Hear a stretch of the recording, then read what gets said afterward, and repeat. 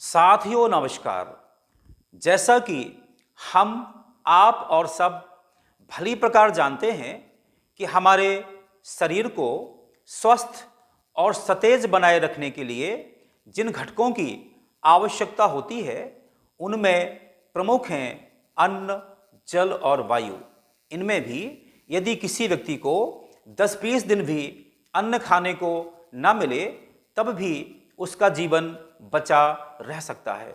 ठीक इसी तरह से यदि किसी व्यक्ति को 4-6 दिन जल न मिले तब भी उसका जीवन बचा रह सकता है। किंतु यदि किसी व्यक्ति को केवल 4-5 मिनट ही वायु न मिले तब उसका जीवन संकट में पड़ सकता है। यहाँ समझने का तथ्य यह है कि हमारे जीवन में जिस घटक की सर्वाधिक आवश्यकता है हम सब उसके प्रति कितने लापरवाह हैं। इस बात को समझने के लिए मैं एक उदाहरण देना चाहता हूँ। जिस समय समूचा विश्व ग्लोबल वार्मिंग की समस्या से जूझ रहा है, हमारी धरती तवे के समान तपती जा रही है, ऐसी परिस्थिति में हमारे जो मध्य प्रदेश की सरकार है उसने हीरा पाने की प्रत्याशा में एक कितना बड़ा जोखिम लिया है या लेने वाली है, इस बात को मैं आपके सामने प्रकट करना चाहता हूँ। अभी मालूम हुआ है कि हमारे छतरपुर जिले के बक्सवाहा क्षेत्र में जो जंगल हैं वहाँ पर सरकार को ऐसा मालूम हुआ है कि वहाँ हीरे का एक बहुत बड़ा भंडार मिला है। इसी प्रत्याशा में हमारे मध्य प्रदेश की सरकार ने 382.131 हेक्टेयर जमीन में खड़े जंगल को नष्ट करने का संकल्प लिया है या मन बना लिया है। इस जंगल में 2,15,875 वृक्ष खड़े हुए हैं। इनमें भी 40,000 वृक्ष तो केवल सागौन के हैं। आप सभी जानते हैं कि ऐसी मान्यता है कि एक सागौन का पेड़ लाखों की कीमत का होता है।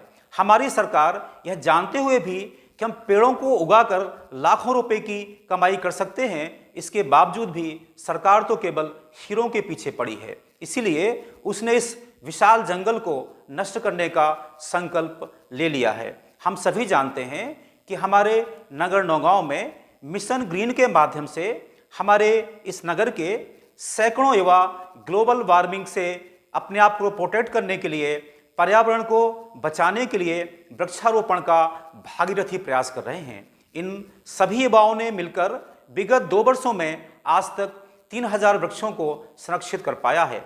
आप कल्पना करिए, जब सैकड़ों युवा एक साथ मिलकर 2 वर्ष में केवल 3,000 वृक्ष संरक्षित कर सकते हैं और हमारी सरकार एक साथ 2 लाख से भी अधिक पेड़ों को नष्ट करने के लिए आमादा है। मैं यहाँ पर सरकार को एक सुझाव देना चाहता हूँ।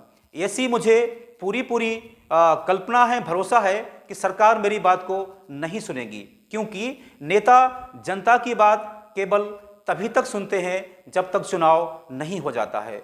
चुनाव होते ही उनकी एसी कार का दरवाज़ा बैकुंठ बन जाता है, फिर वह आम पब्लिक के लिए नहीं खुलता। मेरा सुझाव इतना सा है कि जो इस विशाल भूभाग में हीरे का उत्खनन किया जाना है, उसके लिए एक काम किया जा सकता है कि पहले केवल 10-12 एकड़ जमीन में ही हीरे का उत्खनन किया जाए और वह काम पूरा हो जाने के बाद जिस कंपनी को यह काम दिया जाए उसमें कंपनी को बाध्य किया जाए कि जिस 10-12 एकड़ में पहले हीरे का उत्खनन हो चुका है उसमें व्यवस्थित रूप से वृक्षारोपण किया जाए, उन पेड़ों को संरक्षित किया जाए। यदि ऐसा किया जाएगा तो सरकार को हीरे भी मिल जाएंगे और जंगल भी नष्ट हो जाएगा। वैसे तो आवश्यकता है कि हमारा जो एक पेड़ है पूरा होने में कम से कम 10 वर्ष का समय लेता है और वहाँ पर 100 वर्ष पुराने वृक्ष खड़े हैं। तो सरकार को अपने निर्णय को लेकर के पुनर्विचार करना चाहिए कि हीरे से भी बड़ा हीरा आज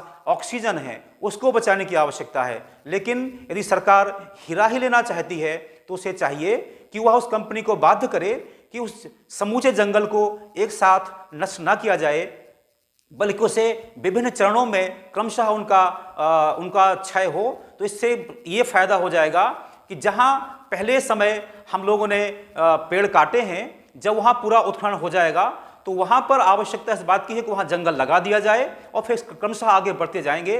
तो मुझे लगता है कि जो ये पूरा अभियान 10-12 वर्ष में होगा तो सरकार को हीरे भी मिल जाएंगे और जंगल भी नष्ट नहीं होगा। काश सरकार यह मेरी बात सुन पाए तो मुझे बड़ी खुशी होगी। यद्यपि मुझे आज भी आशा नहीं है कि सरकार मेरी बात सुनेगी, फिर भी अच्छा एक प्रयास करने में हर्ज क्या है। केवल इसी आशा के साथ मैंने यह वीडियो बनाया है कि शायद यह सरकार के जो गूंगे कान हैं, जो उसके बहरे कान हैं, उन तक मेरी बात पहुंच जाए। मैं इसी निवेदन के साथ अपनी बात को पूरा करता हूं। ओम शांति थी।